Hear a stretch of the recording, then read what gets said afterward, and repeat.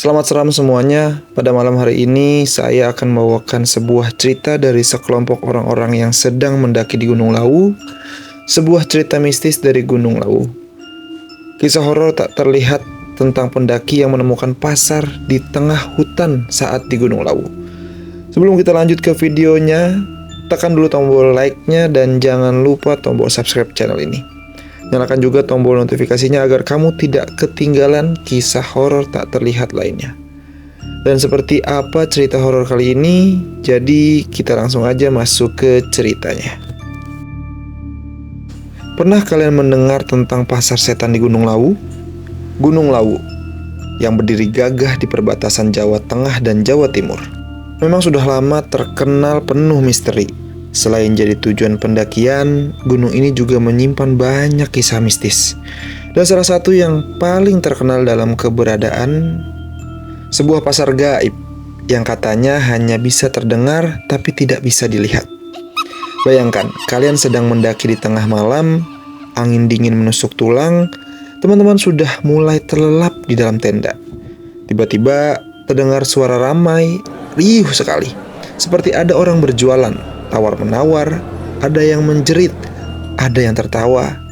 Namun, ketika kalian keluar untuk mengecek, tidak ada siapapun. Gelap, sunyi, hanya suara angin.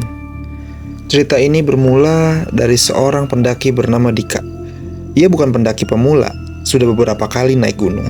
Tapi kali ini, ia bersama dua temannya memilih jalur Cemoro Sewu untuk mendaki Lawu.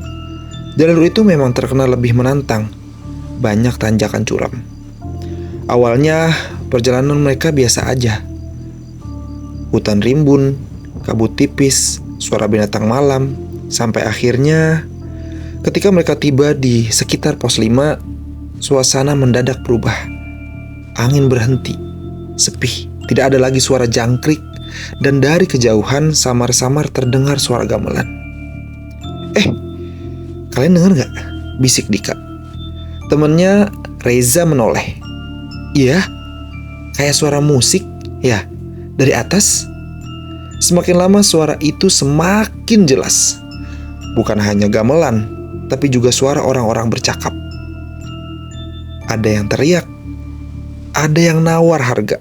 Padahal jelas-jelas di ketinggian itu. Tidak mungkin ada pasar malam. Dika menahan napas. Bulu kuduknya berdiri. Jangan-jangan ini yang orang-orang bilang pasar setan. Reza dan Aris saling pandang. Mereka mencoba menenangkan diri, menganggap mungkin itu hanya halusinasi mereka saja karena lelah. Tapi suara itu semakin nyata. Bahkan ada aroma seperti bau sate terbakar. Dan wangi bunga melati bercampur jadi satu. Aris menggenggam senter lebih erat. Kita lanjut naik. Jangan berhenti di sini. Tapi anehnya, semakin mereka melangkah, jalannya justru terasa berputar-putar. Seolah-olah mereka tidak pernah maju. Dan suara itu makin dekat. Kira-kira kalau kalian jadi mereka, apa kalian akan berhenti dan mencari suara itu dari mana? Atau justru berlari jauh? Tulis jawaban kalian karena aku pengen tahu keberanian kalian dibanding Dika dan teman-temannya. Dan disinilah kisah nyata itu benar-benar dimulai. Suara keramaian itu semakin nyata. Bayangkan saja, di tengah gelap gulita hutan kalian mendengar orang-orang tawar-menawar. Bahkan terdengar suara uang koin yang dijatuhkan di atas meja kayu. Cekring, cekring. Dika berhenti sejenak. Kakinya gemetar. Gue beneran denger orang jualan sate, bisiknya.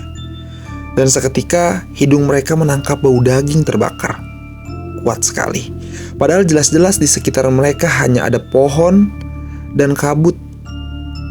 Aris langsung menutup hidung. Ini gak beres. Jangan diladenin. Fokus jalan. Tapi apa kalian tahu? Justru semakin mereka mencoba menghindar, jalur yang dilalui semakin memaksa mereka semakin dekat ke sumber suara itu. Kiri kanan hutan terasa sama. Dan yang lebih menakutkan, cahaya-cahaya kecil mulai muncul. Seperti lampu-lampu warung di pasar malam, berjejer di kejauhan. Reza berbisik dengan suara bergetar. Lo pada lihat juga kan? Itu bukan halusinasi. Ada lampu beneran. Bayangkan kalau kalian ada di posisi mereka. Melihat cahaya pasar di ketinggian 2.500 meter, apa yang akan kalian lakukan? Deketin? Atau pura-pura gak lihat? Mereka bertiga berdiri terpaku. Telinga mereka dipenuhi suara orang-orang yang tertawa, teriak, bahkan terdengar suara ibu-ibu menawar. 1.000 aja ya bu, jangan mahal-mahal. Lalu disusul tawa panjang yang aneh, berat, dan bikin jantung berdenyut kencang. Dika mulai melangkah maju, seperti ada yang menarik langkahnya. Gue penasaran, kalau kita lihat langsung, beneran ada pasar setan gak sih? Aris langsung menarik jaketnya. Jangan bodoh, jangan pernah coba-coba. Orang-orang bilang, kalau lo beli sesuatu di sana, lo bakal ketukar dunia. Bisa gak pulang. Tapi rasa penasaran itu begitu kuat. Semakin mereka dilarang, semakin ingin tahu. Dan akhirnya, mereka memutuskan untuk jalan lebih pelan. Mengikuti jalur sambil berusaha tidak menoleh langsung ke arah cahaya. Namun, suara-suara kian menggoda. Ada yang menawar makanan, ada yang memanggil nama samar-samar. Ya, bayangkan, ada suara asing, tapi memanggil nama kalian. Dika, bagaimana bisa orang-orang asing di pasar gaib itu tahu nama Dika? Dika langsung pucat. Lo tadi denger kan? Ada yang manggil nama gue? Reza menelan ludah. Gue juga denger, Dik. Ini beneran. Mereka mempercepat langkah, berusaha fokus menatap tanah. Konon katanya, kalau mereka mendengar suara pasar setan, jangan pernah menoleh, jangan pernah hanyut, dan jangan pernah sekalipun mengeluarkan uang. Karena kalau sampai kalian beli sesuatu, itu berarti kalian sudah masuk ke dunia mereka. Tapi sayangnya, cobaan mereka belum selesai. Semakin mereka naik, jalan terasa makin berat. Bukan hanya karena medan, tapi sudah ada beban gaib yang menahan tubuh mereka. Dan di tengah kabut pekat, tiba-tiba sosok samar muncul di kanan kiri. Siluet orang-orang membawa keranjang, menenteng dagangan, ada yang menggendong bayi. Tapi wajahnya kabur, seperti ditutupi kabut hitam. Aris langsung membaca doa dengan suara keras. Tapi suara itu seakan tertelan angin. Malah makin kencang suara pasar itu, makin ramai.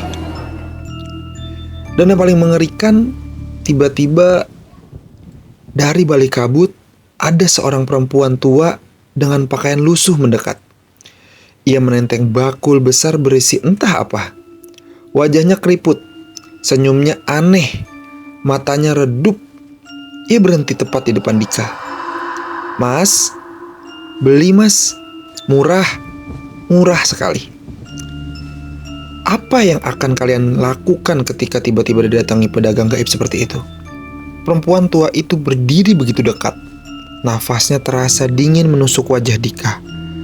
Dari bakulnya terlihat sesuatu yang aneh. Ada sate gosong, bunga layu, bahkan uang logam kuno yang berkarat. Tangannya yang keriput mengulurkan sebuah tusuk sate ke Dika. Cobain, mas, enak. Murah, cuma 1.000. Dika membeku. Jantungnya berdegup kencang.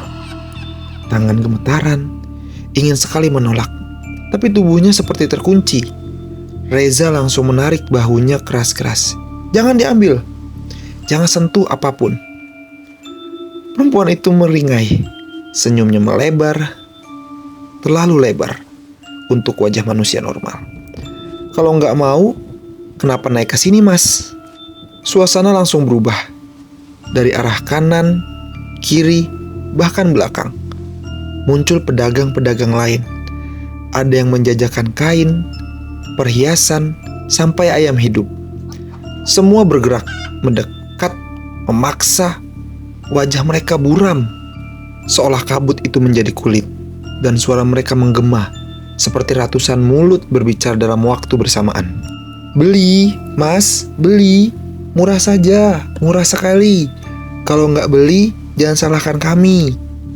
Bayangkan posisi mereka dikepung pasar gaib di tengah hutan, di ketinggian ribuan meter, tanpa jalan keluar. Kalian kira apa yang akan dilakukan? Diam dan pasrah, atau lari tanpa arah? Dika menutup mata, berusaha fokus membaca doa yang ia hafal. Suaranya bergetar, tapi terus ia ulang.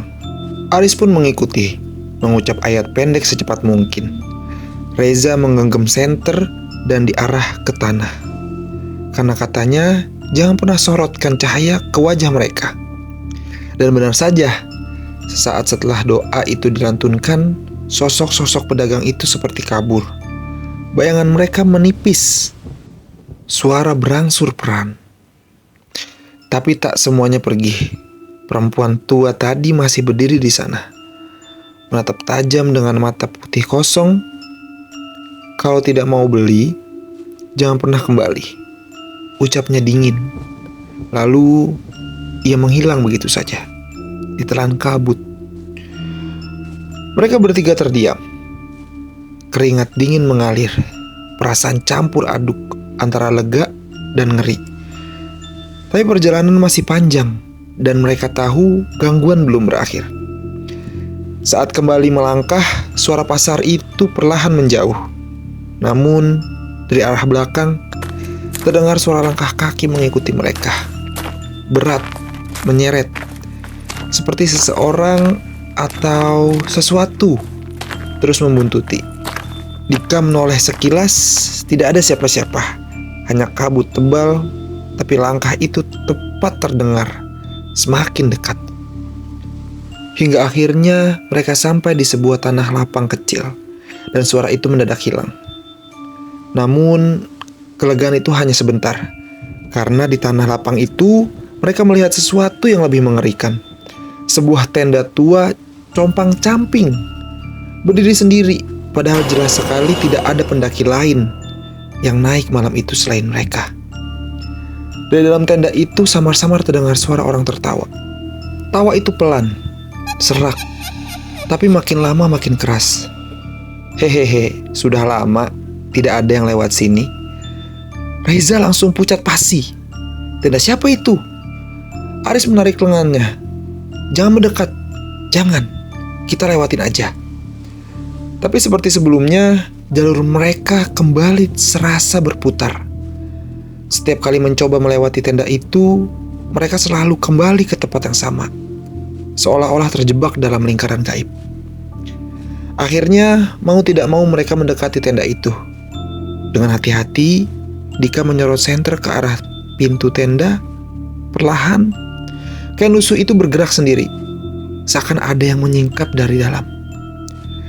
Dan yang muncul adalah seorang lelaki tua, rambut panjang, kusut, wajahnya pucat, mata merah menyala. Ia tertawa keras, menunjukkan gigi hitam keropos. "Kalian dengar pasar itu ya?" Dika gemetar, hanya bisa mengangguk. Lelaki itu menyeringai. Banyak yang tersesat, banyak yang tidak kembali. Pasar itu bukan tempat manusia, tapi kalian beruntung masih bisa melihat jalannya. Tanpa menunggu, lelaki itu menutup kembali pintu tenda, dan tawa pelan kembali terdengar. Mereka bertiga saling pandang, lalu buru-buru melanjutkan perjalanan, meski hati masih tercekam rasa takut. Sepanjang jalan, suara pasar sudah benar-benar hilang, tapi digantikan dengan suara bisikan-bisikan aneh di telinga. Kadang terdengar suara ibu memanggil anaknya, kadang suara orang ngeluh lapar, bahkan ada yang terdengar suara berdoa. Semuanya berbaur jadi satu, membuat kepala pening. Hingga akhirnya mereka sampai di puncak Lawu menjelang subuh.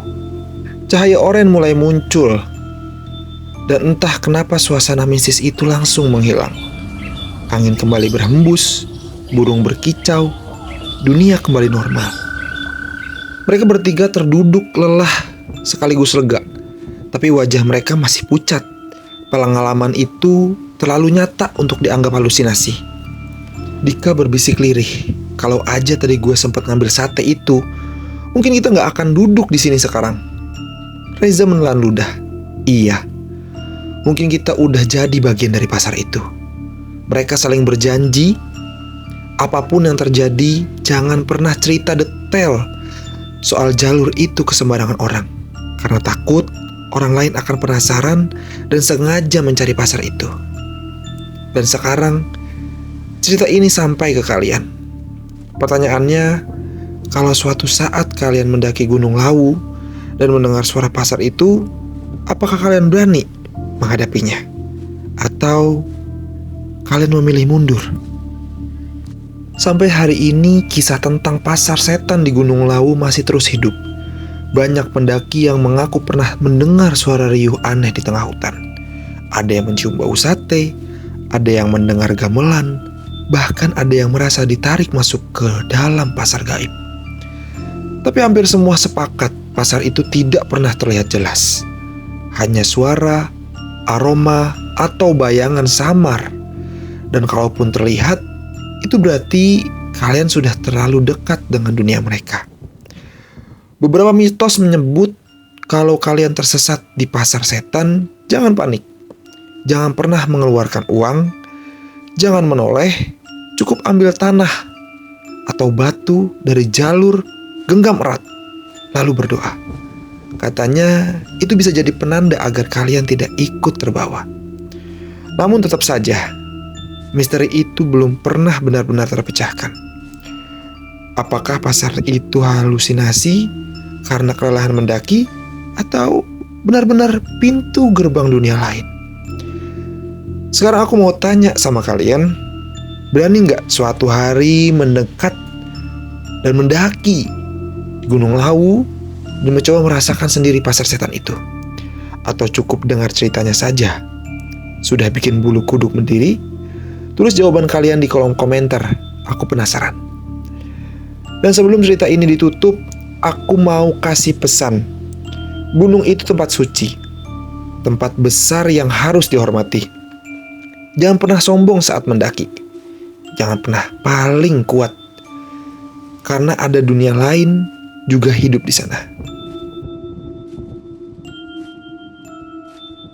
Nah, kalau kalian suka cerita ini, jangan lupa tekan tombol like, subscribe, dan nyalakan lonceng notifikasinya, supaya kalian gak ketinggalan cerita horor lainnya. Jangan lupa share ke teman-teman kalian, biar mereka ikut merinding bareng. Karena kalau kalian punya pengalaman mistis sendiri, entah di gunung, di desa, atau bahkan di rumah, coba tuliskan di kolom komentar. Atau kalau kamu mau lebih panjang, kirim lewat email yang sudah aku cantumkan di deskripsi. Siapa tahu cerita kalian bisa aku bawain di episode selanjutnya. Sampai di sini dulu kisah pasar setan di Gunung Lawu. Terima kasih sudah menonton sampai akhir.